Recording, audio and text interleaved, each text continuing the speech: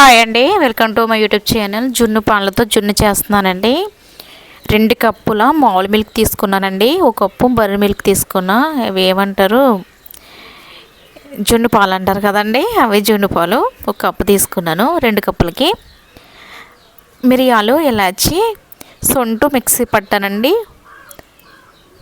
Mixie పట్టిన పొడిని వేసి కలుపుకుందామండి. బెల్లం కూడా ఒక చిన్న కప్పు తీసుకున్నానండి.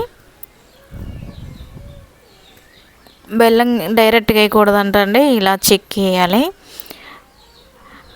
జున్ను చేయడం ఇదే ఫస్ట్ అండి. నేనైతే చాలా బాగా వచ్చింది. ఆవిరి మీద ఉడికించాలి కదండి, ప్లేట్ పెట్టి పైన కింద పెడుతున్నానండి.